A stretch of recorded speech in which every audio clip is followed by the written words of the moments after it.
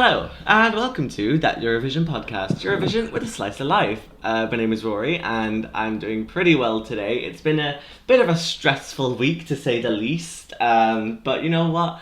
We're kind of just relaxing, and you know, I'm back in Manchester now, so that's fantastic. I'm so happy to be back, and yeah, I'm just kind of ready to get going and get ready to talk about a fantastic country. So, joining me? Jazzy here. It's a really nice day. I went to the pub earlier and ate my whole body weight in food. So I am very happy and very satisfied. I went on my own, practiced social distancing. I was just hungry. Very good. Did you have? I had chicken tikka masala. Ooh. And then I had a brownie afterwards. Oh, that sounds so nice. Did the brownie come with ice cream? Yes, the brownie came with ice cream. Yes! Oh. I literally had to crawl out the door. I was so full. Oh, that sounds so nice. I'm doing the keto diet at the moment, so therefore I can't have any of what you just had. So I'm just sat there, just being like, can I have some, please? Oh, please, I want some more. I've not been so full in months, and honestly, I was like laid in bed afterwards, like just a happy little cinnamon roll. Oh, that's cute. That sounds so good. Yeah. Hi, it's Rosie. I have had today off work, so I am very happy. And I went and got my hair cut for the first time in over 9 months. Oh my god! And nice. I feel so good. Feels so much better. I re-dyed it, and it's looking good. So as much as I might have a face for podcasting, I definitely have the hair for television right now. Oh, you have to like show it off now, you know, be like, yes, I am here, this is me.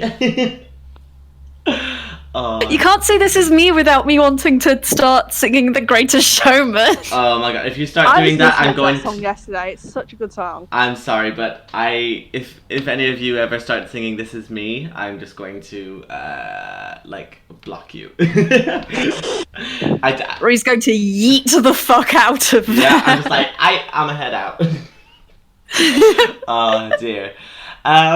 Yes, so you may have noticed that we don't have a Tim on this podcast episode today. That is because Tim is on assignment, and we're sending big love to Tim. Hopefully he's out doing whatever he needs to be doing, and he'll be happy to join us now on the next podcast episode. So big up love to the Tim.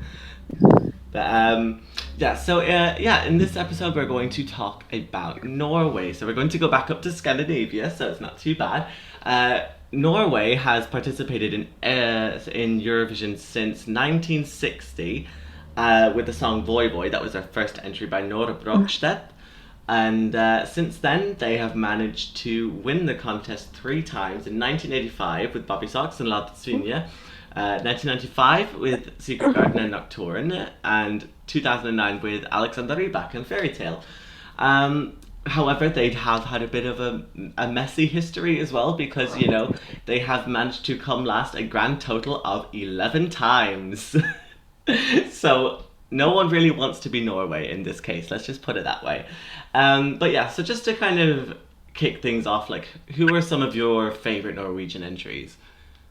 I'd have to go kind of Spirit in the Sky. I just think it's such an amazing, fun pop song. While because of like the yoking, it still remains very, very unique, and it's something that really, really stood out in 2019 in the Eurovision Song Contest. And I'm so glad that they managed to win the televoting with this, because it shows that a fun, happy pop song that is a little bit unique can still do well with the public. Other songs that I like are Margaret Berger, I Feed You My Love. In 2013 was a bit of a year where it was either very ballady or very up-tempo, and this was just like that happy medium. So therefore, again, it really did stand out, and it's quite dark, but I think I quite like that, and obviously she performed it really, really well. Her voice is quite unique, and it's just another song I enjoy listening to. Wish it was on UK Spotify. However, it is not. They probably just took it Alas. off just because they were like, no, Jazzy's gonna listen to it too much. F in the chat. F in the chat for Jazzy. Another song recently that I quite enjoy listening to, but I think it's more because it's my type of music, is Joust, Grab the Moment. I think, I know this is a little bit of a controversial entry in that a lot of people don't think it deserved to come top 10. I personally think it did. I think it's quite a good upbeat song that deserved to do as well as it did, and it is in my top 5 in 2017, so... The thing I have with that song is the screen grab that went round the internet of it, where you've just got Joust in his mask with the lights up, and all the screenshot says in the subtitles is "kill, kill, kill, kill." But I think it's just like, it's like, do not trust Joust as a person because he is just going to murder you. Okay, like, I'm sorry, these DJs cannot be trusted. Well, especially if that DJ is Gromy. Oh god, yeah. A little bit later on, just I have nightmares about those arms. It's like wacky inflatable arm man, wacky inflatable arm man. It's like the same thing. I have to also give a shout out to the best winner 1985, Bobby Lidette Swing. It's just such a fun, happy song. That is a good song. That is a very good song, and that's the kind of good schlager as well, I think. But yeah. I'll hold off until it's very 80s.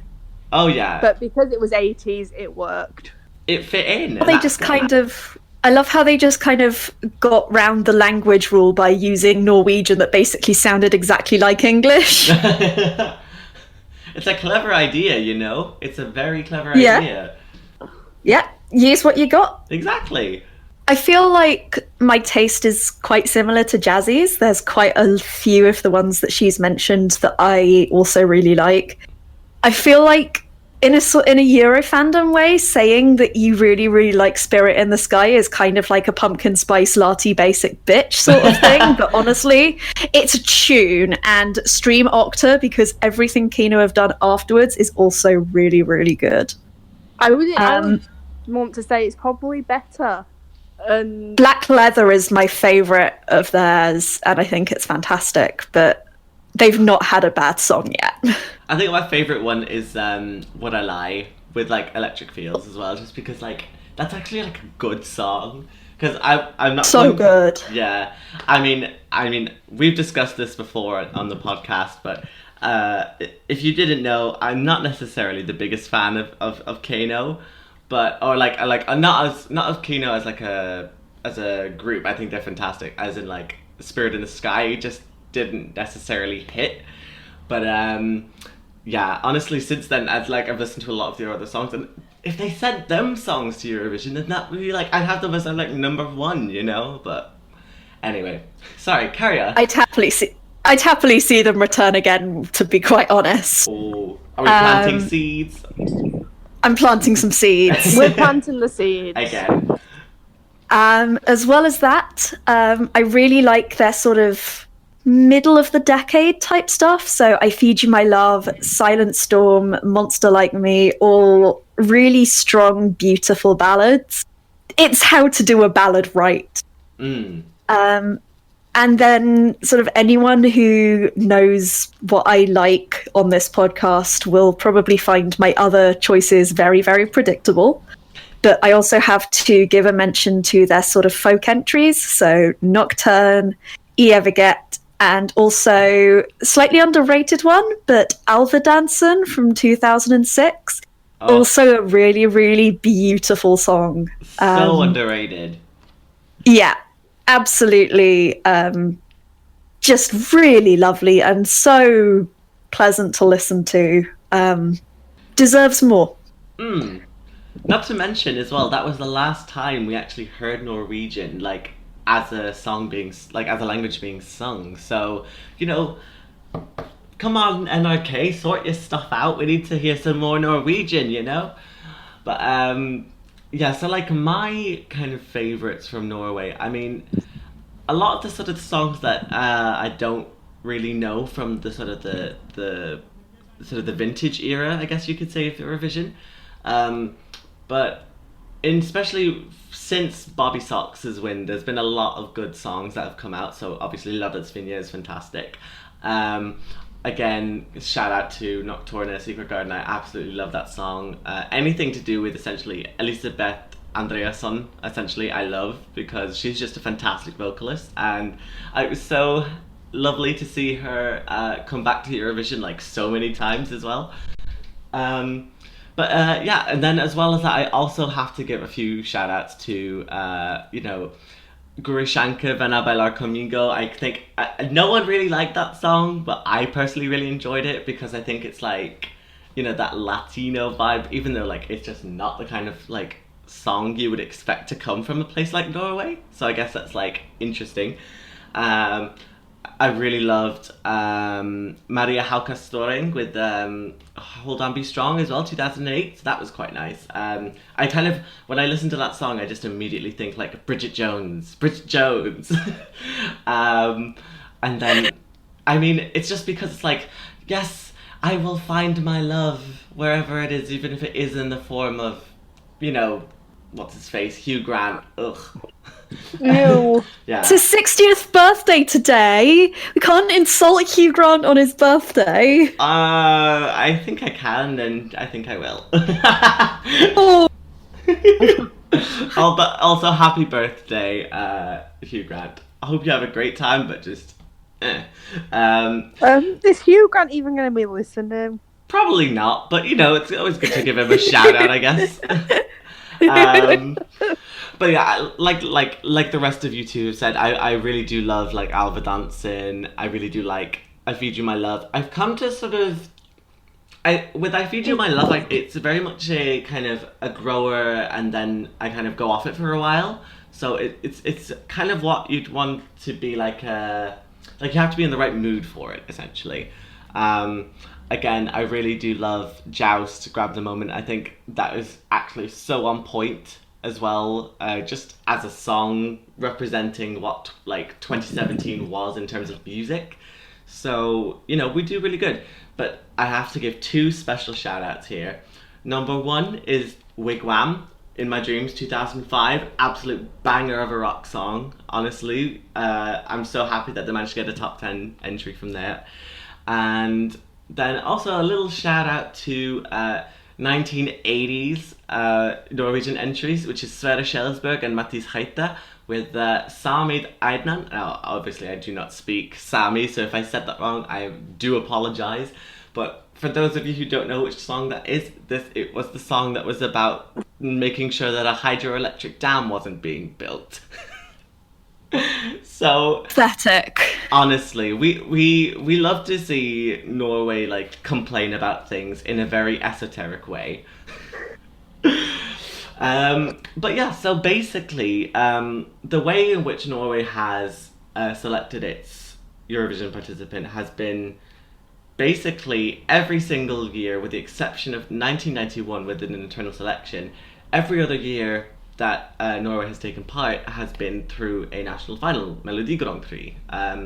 So, like, obviously, it's been going on for so long and everything. Do you think they kind of need to go back to maybe try out a internal selection again, or do you think that the national final format is actually like a good thing to go towards? I feel like it's a little bit early to decide whether they should go back to a total internal selection, because they have recently just changed up their national final format. They have, is it 5 semis or is it 4? I can't quite remember. And they take it 5, I think. And they take from each like area of Norway, and then they have a final. They also have one pre-qualified from each area, and then one public voted. And I feel like they need to wait a little bit to see if their new format works, to see whether maybe they could go internal. But like, I think it's good that Norway are changing things up a little bit, because like, although they were getting top 10 results, they weren't really getting top 5 results. And it's nice to see that a country wants to push themselves a little bit further. Albeit in Eurovision nowadays, still getting really good results. And it almost feels like, no, that's not good enough. We need to push for the win here. I And it's not thing is, it's not even been that long since Norway has won. Like it was only 11 years No. ago at the time of recording, anyway, since Norway last won, which was obviously with Fairy Tale. But you know, they seem to be doing very well in terms of their like results. You know. Their record over the last few years has been excellent. I mean, certainly compared to the UK. I Like, mean, we'd dream of the sort of record that Norway currently has over the last few years. And there's been a few last places in there. There's been a few failed to qualify, but when they've done well, they've done really well. Also, Habba Habba should have qualified, and I'll leave it at that. oh, Haba Stella, we miss you. I mean, she tried to go to Eurovision again recently, but still. I mean, I would love Stella Mwangi to come back and represent. Exactly. She would do so well, I think, you know. She'd finally get that sort of redemption from Europe just sleeping on Haba Haba. Um, I do think Habba Habba was a little bit before its time. I think maybe 2 or 3 years later, it would have probably done a lot better. mm, And yeah, just simply before its time, and that's really sad because the song has so much potential.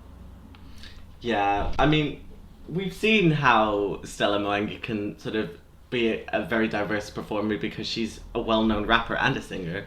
So hopefully she can kind of come back and sort that out, you know, and like get that redemption that she desperately needs.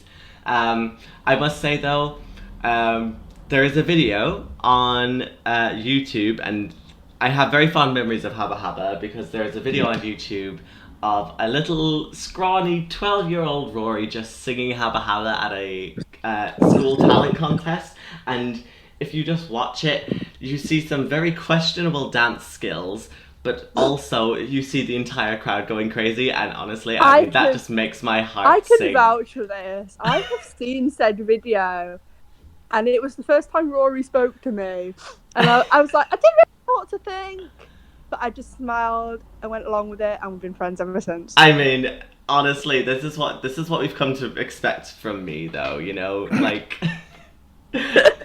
just kind of grin and bear it, okay? That's what a friendship with I me must is have like. looked so confused at first. I honestly, it was so funny though. It was so funny to watch their reactions to little Rory singing Habba Habba. So you definitely need to watch it. I'll include it in the sort of relevant article to this podcast episode. So definitely, yeah. Yeah. I haven't seen it, so I'm really hyped. Oh, okay, fantastic. I'll send it to you after this. But Appreciate it. Do you want to say something?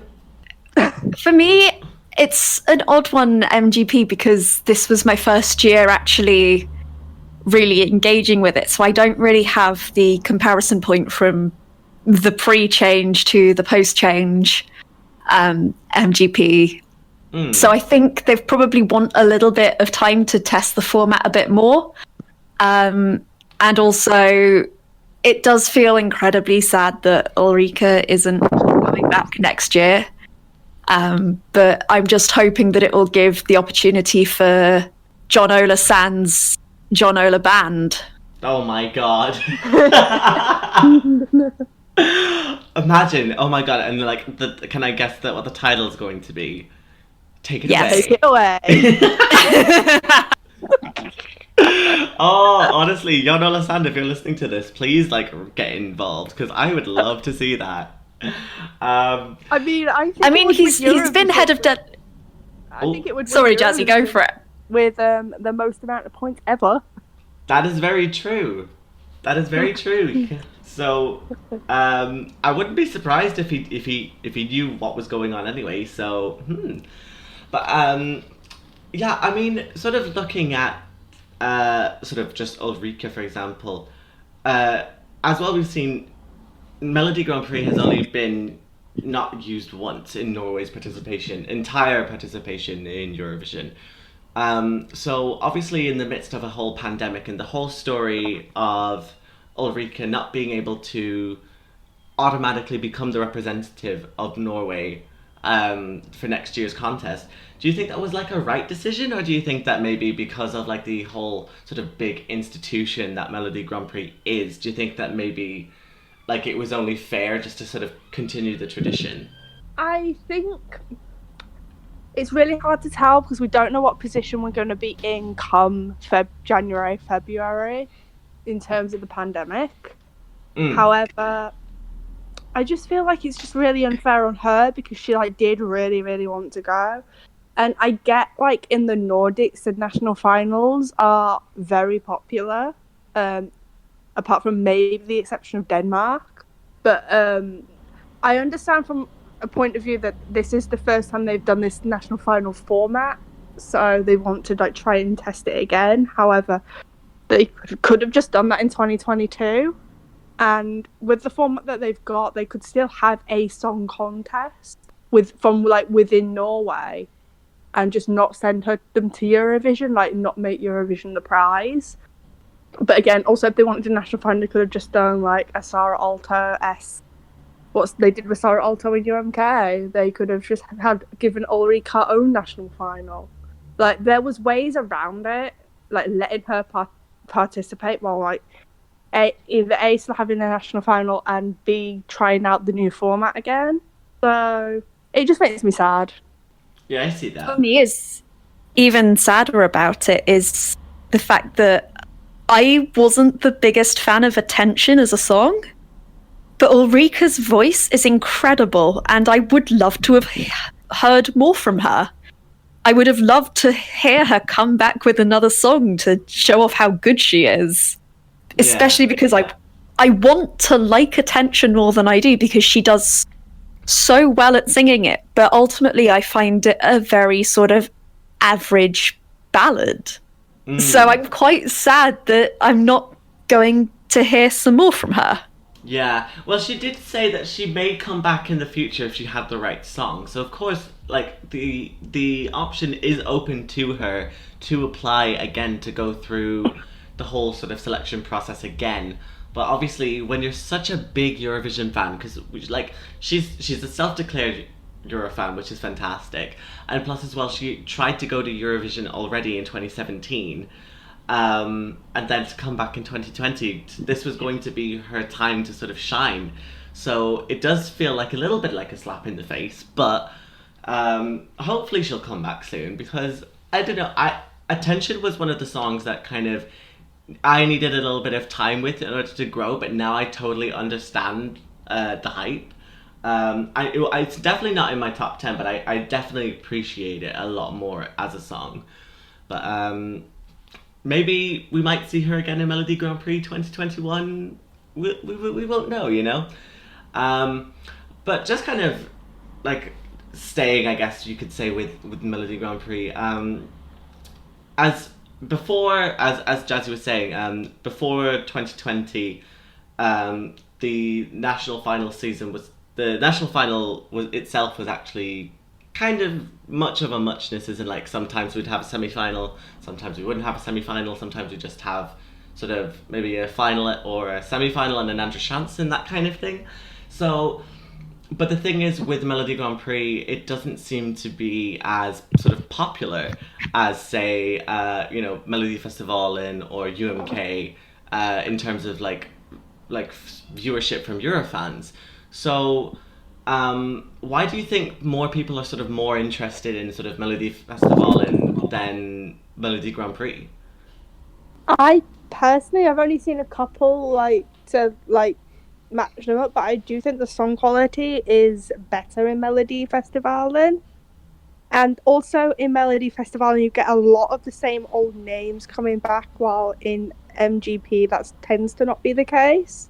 And I think people like to see whether these old artists can do better than they initially did. And I think it's very much like for Eurofans, there's very much a familiarity. Can't pronounce that word with Melody Festival, and like with the same artist, you know what the structure's going to be. Whereas Norway tend to one change it up, and two, I guess their songs just aren't as strong. Okay, that's quite interesting. That ooh, controversial. So I feel like it's hard for me to say because I've watched as many MGPs as I've watched Melody Festivalens, one of each. It's like, So I will say this though, although I think Melody Festival is stronger, usually the song Norway end up sending is stronger than the song Sweden end up sending, or definitely for the last few years anyway. With the exception of maybe one song. That's how you write a song. Well, wait, but in 2018, Sweden sent "Dance You Off," so I mean, I it's don't think both are pot particularly kettle. good. at least that's how you. At least he could sing. In That's How You Write a Song. Like, Dance You Off doesn't. Like, I'm sure Benjamin Ingrosso can sing, but Dance You Off doesn't have much of a tune, so I can't tell. Very true. Oh, I just want to dance you off. The problem with these two songs is I don't have a hard time deciding which one is better. I have a hard time deciding which one is worse. They are both safely in my bottom 5 of 2018. And that's honestly, that is okay. I'm pretty much the exact same, you know. But I don't know. I mean, I guess like Melody Festival in itself is like, maybe it's just because it's so much more renowned for like, you know, the big names that it manages to pull in, whereas with Melodi Grand Prix it's more so of like a platform for new artists essentially to kind of come through, if you understand what I mean. Yeah. I think it's strange to me watching MGP this year because, like I said a few times, this year was sort of my first time really engaging with a lot of national finals. And all of the entries that a lot of people seem to be super into just didn't really hit it for me, and all the songs I liked didn't seem to be getting talked about. So Over the Sea, Pray For Me, and One Last Time, you have one fan. At least there's I one. mean, Over the Sea and One Last Time, you have 2 fans. That's good. I haven't heard the others. I haven't heard of them, so like, I'll listen to them at some point. One Last Time is kind of a rip-off of Rasmussen, but that's not a bad thing. It's Rasmussen, but up-tempo. Yeah. Oh, okay. And Over the Sea is very folky. And Pray For Me is sexy girl ballad. Up-tempo sexy girl ballad. Okay, interesting. So we have I think we had a lot of sort of diverse sort of entries in MGP this year, but obviously we've had a lot of sort of controversy with a lot of the songs. Maybe in particular one specific song, which is Lisa Vassilieva with the I'm Gay. Now, obviously, we like to believe that, you know, Eurovision is a place for, you know, everyone just to sort of be who they are, that kind of thing. But I'm very intrigued just to see what you guys think about this. What do you think of that song? And like, what do you think? Because a lot of the LGBTQ people were very much split on whether or not it was cultural appropriation or if it was more so just cultural appreciation, I guess you could say. I think it was appreciation because the intent was not appropriation. However, this makes me feel quite uncomfortable because obviously this woman is not gay. She has never been through what a lot of gay people go through. And I've seen them get abused on social media for being who they are. And like, it feels like she will never, because you can't sing about somebody's struggle and like being proud about someone's struggle when you've never been through it yourself. I don't know. It's just something that makes me feel a little bit uncomfortable, and is just something that, as someone who is also a straight woman, would not do. Because I feel like it's almost distasteful and disrespectful to the people that are gay. Because I don't know their struggle. I will never understand their struggle. Like, you can't possibly understand what some of these people have actually gone through in their lives. And I just find it really inappropriate. Okay. Like, the intention was not bad, but No. No. wasn't Yeah. the right thing to do. And I don't think MGP should have allowed this song to compete. Like, there's a whole sort of conversation to be had on almost a slightly different topic on cultural appropriation and what that is and how it works in sort of Eurovision and national finals and the music industry more broadly. And that's a conversation that, while I have opinions on it, I'm certainly not the world's most qualified person to discuss it, especially because I am a very white person.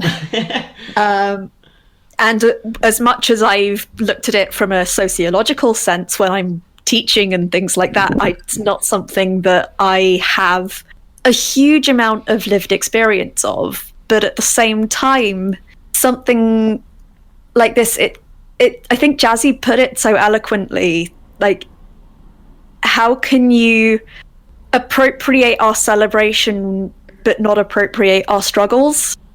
And I say this as someone who faced a lot of trauma for not being straight. I had a particularly horrible adolescence, that sort of thing. Partially because it was very clear that I was not straight at that point. And while I think the intentions are good, it's incredibly misguided, and it makes me feel very, very uncomfortable. People sort of claiming and celebrating this label without actually having faced a lot of the shit that people who identify with this label face. And yeah, it's an uncomfortable one for me. Yeah, I mean, I have the lyrics up of the song, and in the chorus she says, "I'm gay, doesn't matter what you do, I'll say. So excuse me if I sound cliche, I just want to be myself, because every second, every hour, every day, because I'm gay." You know, I understand where she's coming from, because it's more so of a sense of like appreciation and sort of a celebration of, and almost trying to be like a straight ally kind of a thing. But it just feels like it kind of simplifies the entire sort of gay struggle into what essentially Pride is for. And you know, of course, as as people on this podcast are LGBTQ plus, it is definitely a tough situation, like definitely a tough conversation to have with people, in case, because this kind of thing happens on a lot kind of a grander scale than just Eurovision. But it has this same idea of sort of straight people who come to gay pride, who just kind of go say yay gays and then just get drunk. It's this same idea. Like your intentions are perfect, and like we totally appreciate them and everything, but it's more so a I'm trying to find the best way to kind of describe it. Like, we appreciate where you're coming from, but just let us sing it, or let us sing about our struggles, and let us say that we are gay, you know? Because, for example, if this was more so about race than sexual orientation, say if a white singer was singing about being black, it would be completely invalidated. And I think we should kind of keep that kind of same sort of vibe going. I don't really know. If you have any sort of opinions on this, please do get in touch, because we're all very intrigued just to hear what people think about this kind of topic, because there was a big amount of controversy when this first came out, and we want to see if there's still that kind of same controversy 6 months later or something like that. So so just to kind of make things a little bit more positive, I guess you could say. Oh, sorry, I have a thing I want to say about that. Oh, okay, go. Just because I've just thought of it. I find it really interesting that Spirit in the Sky is almost a counterexample to it. Okay. Because the whole ethos of Kano is we are people who have faced genuine struggles. We are a gay man. We are someone, a member of the indigenous population. We are a woman who doesn't necessarily conform to the sort of standards of female attractiveness in the music industry, but Alexandra Rotan can step on me any fucking time she likes. She's perfect. And Spirit in the Sky and Kano as a whole band came about because of those experiences that they've shared.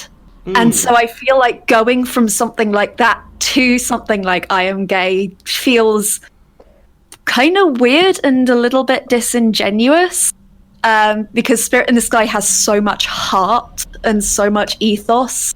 I mean, the co-writers of the song included Tom's partner, and it's clearly come from this place of understanding, of struggle, and of celebration. And I Am Gay just doesn't come from any of those sorts of places. Yeah, it kind of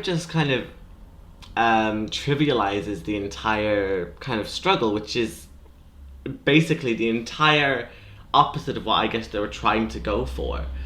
But you know what? I mean, we've talked about this long enough anyway. So if you have any opinions on this, please do get in touch, because this is a conversation, so we just want to get to know what other people think, But just to make things a little bit more positive, and as we start to kind of wrap things up, what do you think Norway can do to kind of get those top 5 placements that they've been sort of dying for? Because we've seen, them try lots of different kind of genres, but they kind of typically tend to go quite ballady, as well. We've seen from 2014, 2015, 2016 perhaps, and then as well as that, we've also had 2006 as well, 2008, 2010.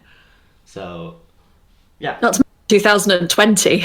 And 2020, of course, but unfortunately, we would never have known how well that would have placed, But also, we never would have had this podcast if it hadn't been cancelled. That is very true. So, you know what? Silver Attention linings. died so that Eurovision podcast could live. Attention died so we could thrive. Yeah, exactly. Aww. This is TEP time. Yeah.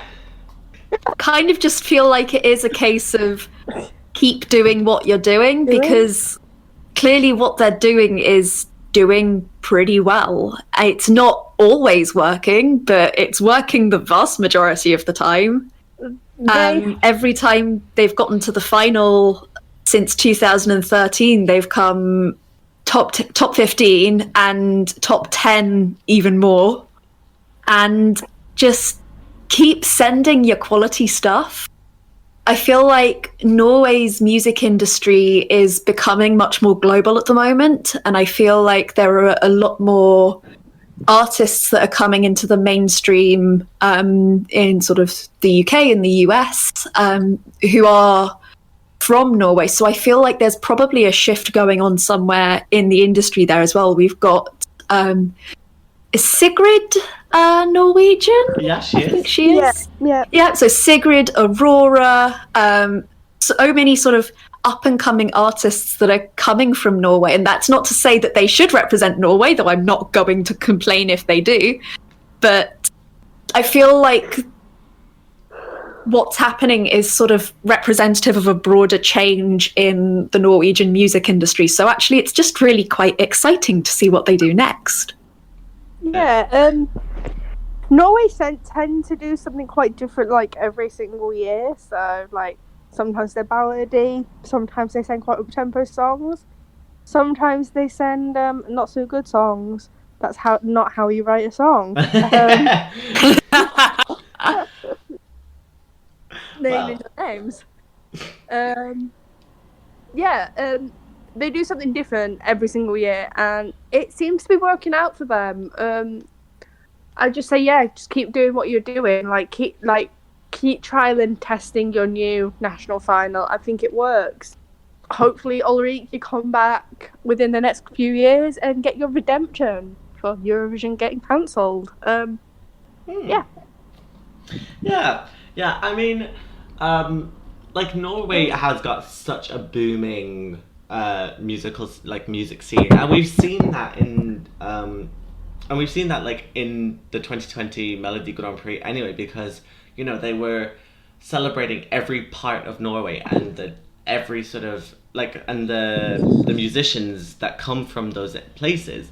So you might think that Norway is just a kind of big blob with nothing but mountains and fjords going up, but actually people live there and people are actually making music that is chart friendly and it's popular, and it shows that there's a thriving scene in Norway, and I think it's part of what Melodi Grand Prix 2020 got right. I think just promoting local artists and sort of, even if they didn't make it to Eurovision, but it's just giving them a chance to sort of expose themselves and kind of work on their careers almost. Almost giving them, if they have a small local career, giving them a boost countrywide. I think that's a really, really good thing. I always think this in national finals, Eurovision doesn't always have to be the goal. Oh yeah, exactly. Yeah, national exposure is kind of exactly what someone wants, especially any kind of artist or anything like that. That they might not expect to go international. That might be a hope. If it happens, that's fantastic. But it's just getting their sort of music and their style and their art out to a wider audience, and if that happens to be in their own home country, then that's fantastic.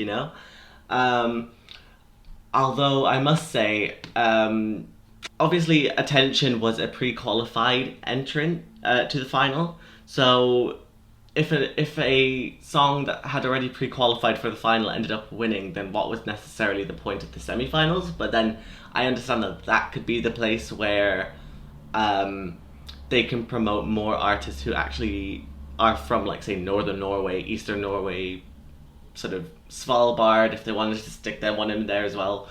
But yeah, I would love to just see. I just wanted to interject there, because a big issue with that was that a lot of these pre-selected entries have been chosen by a jury, and there was an issue with their televote in the national final, so we're not sure what would have happened. Okay. And obviously these pre-selected entries probably did have a better chance of making it further within the national final. I still think Ulrich would have won, but there is that to consider. Okay, yeah, interesting, yeah. Yeah, I probably would have just had that chance to just show off the sort of local artists, I guess, and give one of them a chance. And I guess that's kind of what the ethos of MGP 2020 was. So maybe they just need to kind of keep toying with that format now for a couple of years and just see if it kind of bears any results. If not, then maybe just go back to sort of the normal sort of 2019 format. Just saying, from 2019, oh my god, Annalisa Kamoji, I think is her second name. Absolutely fantastic song, and D Sound should have won. I'm sorry, not sorry, but yeah, honestly, I would love to see a lot more sort of diverse music coming from Norway instead of just typical kind of moorland ballads. Even though we know they work well, it's just nice to see Norway take a risk every now and again. So, in which case, NRK, send Aurora, make my dreams come true. That'd be fantastic. Yeah, so do we have any sort of final points on Norway just before we finish things up? Jon Ola Band 2021, make it happen. Oh my god. You have the artist, you have your song title, just make it happen. Yeah, you will win Eurovision. Yeah, and you know what? Maybe, just maybe, if Jon Ola Band wins, maybe they can finally reveal the 2013 split results, and maybe. But do you know? I think we've just worked out what Morland did in his early youth. Oh, no. No. He didn't release the 2013 split results. And his mind and his laptop went blank, and he just lost. Hey, just control. lost them. Yeah. But you know what? He was just a little boy. Yeah, so he did not know. He didn't know that he's falling for you. No, I'm not gonna. Oh dear. But yeah, so that takes us to the end of this episode of that Eurovision podcast. I'd really love to thank Jazzi and Rosie for coming up to the Highland fjords of Norway, just kind of just talking about kind of their approach to Eurovision with Melodi Grand Prix and kind of all the stuff. I understand it may have been a somewhat of a heavy sort of topic, but you know what? Like we said, this is all a conversation. You know, this is what the slice of life is in that Eurovision podcast. So, yeah. So please do continue to follow us on all of our social media. We're on Facebook, Instagram, and Twitter at That Euro Podcast. We're also on Spotify and Apple Podcasts as well. So please do get in touch with us over there and make sure you're following us there so you always get notified for whenever a new episode comes out. And yeah, in the next couple of weeks, we'll be kind of carrying on with a couple of these country perspectives, and maybe have a couple of other surprises for you as well. So yeah, so do keep yourself tuned, because we've got a lot of surprises coming your way. Shall we all say goodbye? Bye, boy. Bye, boy. Boy, boy.